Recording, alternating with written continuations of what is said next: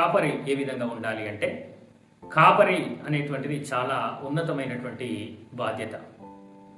ఒక కాపరిగా మనము ఉంటున్నాము అంటే, నిజముగా ఒక సంఘాన్ని మనము నడిపిస్తున్నాము అంటే, సంఘాన్ని దేవుని వైపునకు వారిని నడిచేటట్టుగా మనము ఎల్లప్పుడూ కూడా చాలా లక్షణాలను, చాలా బాధ్యతలను మనము చేపట్టాల్సినటువంటి అవసరత, పాటించాల్సినటువంటి అవసరత ఉన్నది. అందులో ఒక సంఘ కాపరి ఉండవలసినటువంటి లక్షణాలలో మనం మొట్టమొదటిగా చూడగలిగితే, ఆ సంఘ కాపరి ముఖ్యంగా రక్షణ పొందిన వాడై ఉండాలి.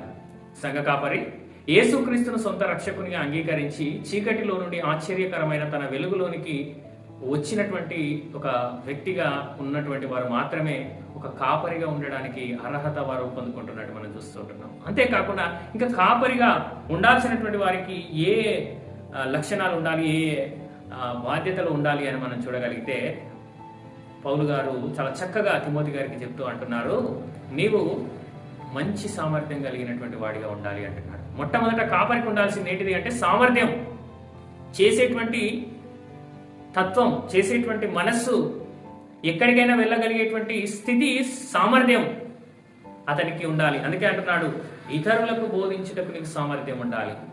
దేవుని వాక్యాన్ని చాలా చక్కగా స్పష్టంగా అందరికి అర్థమయ్యే విధంగా దేవుని వాక్యం ఉన్నది ఉన్నట్లుగా దాన్ని విభజించి దానిని పరిశీలించి అనేకులకు నీవు బోధించేటువంటి సామర్థ్యం కలిగినటువంటి ఒక నాయకునిగా, ఒక సేవకునిగా, ఒక కాపరిగా నీవు ఉండాలి అంటున్నాడు. అందుకే మనం నెహెమ్యా గ్రంథం 8వ అధ్యాయం 8వ వచనంలో ఎజ్రా నెహెమ్యా కాలంలో అక్కడ ఉన్నటువంటి జనులకు వారి ధర్మశాస్త్రమును వారు ఏం చేశారట అంటే, వారు దేవుని వాక్యం స్పష్టముగా చదివి వినిపించి దానికి అర్థము చెప్పాలి.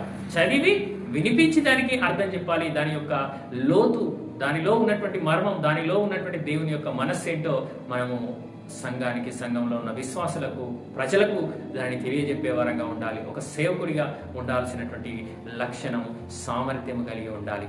ఇతరులకు వాక్యం బోధించేటువంటి తత్వం ఉండాలి. అంతేకాకుండా ఇంకే విధంగా ఉండాలి అంటే నమ్మకమైన వారుగా ఉండాలి. దేవునికి నమ్మకము చాలా ప్రాముఖ్యం. ఒక సేవకునిగా నువ్వు ఖచ్చితంగా ఆయనకి ఏ విధంగా ఉండాలి అంటే నమ్మకంగా ఉండాలి. మోషే నా ఇల్లంతటిలో నమ్మకమైన వాడు అంటున్నాడు. ఎందుకు మోషే ఇల్లంతటిలో నమ్మకమైన వాడు అంటే, ఆయన ఏర్పరచుకున్నటువంటి సేవకుడు మోషే ఎక్కడ కూడా దేవుని నమ్మకాన్ని వమ్ము చేయలేదు.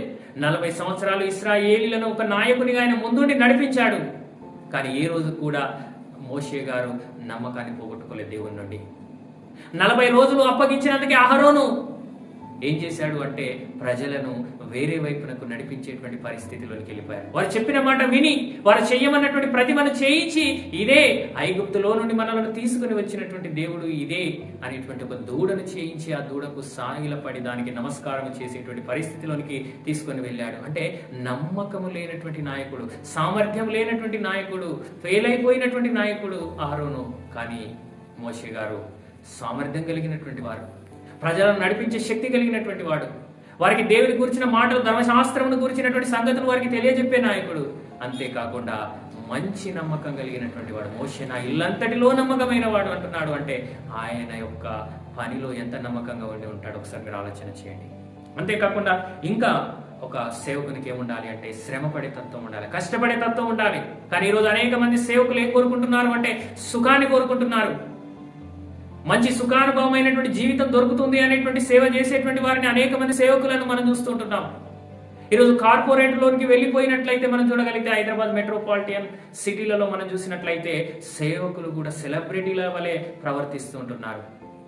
కానీ దేవుడు ఏమంటున్నాడు అంటే శ్రమపడే తత్వం ఉండాలి ఒక సేవకునికి. మంద పట్ల ఆసక్తి కలిగి ఉండాలి. మందలో అనేక మంది తప్పిపోతుంటే తప్పిపోయినటువంటి ఆ యొక్క వారిని మరలా దేవుని వైపుకు నడిపించేటువంటి వారుగా ఉండాలి. అందుకే నువ్వు శ్రమపడే తత్వము కలిగి ఉండాలి. శ్రమపడే తత్వం ఉండాలి. ఆ శ్రమపడే తత్వం లేకుంటే నీవు సంఘాన్ని నడిపించలేవు. కాబట్టి ఒక సేవకుడు ఎప్పుడు కూడా సుఖాన్ని కోరుకోకూడదు. ఆయన పని అంటేనే శ్రమలతో కూడినటువంటిది, కష్టాలతో కూడినటువంటిది, నష్టాలతో కూడినటువంటిది. ఎందుకు అంటే కాపరి అంటే అంత చిన్న విషయము కాదు. ఒక సేవకుడు అంటే అంత చిన్న విషయం కాదు. అనేకుల మధ్య నాకు మంచి పేరు వస్తుంది అనుకుంటున్నారు, కానీ అసలు విషయం ఏంటిది అంటే అది కష్టపడి చేయాలి అనేటువంటి మనస్సు వారికి లేకుండా పోతుంది. కాబట్టి ఒక సేవకుడిగా సామర్థ్యం కలిగినటువంటి వాడిగా ఉండాలి, నమ్మకమైనటువంటి వాడిగా ఉండాలి, శ్రమ పడేటువంటి వాడిగా ఉండాలి. అనేకులకు మాదిరికరమైనటువంటి జీవితాన్ని జీవించాలి. అలా జీవించిన వారే నిజమైన సేవకులుగా ఉంటున్నారు తప్ప లోకాశల కోసం నువ్వు సేవను చేయాలనుకుంటే, లోకంలో ఏదైనా సంపాదించుకోవాలి, సాధించుకోవాలి, పేరు ప్రఖ్యాతలు పొందుకోవాలని నీవు సేవకు వస్తే మాత్రము అది చాలా ప్రమాదకరమైనటువంటిది.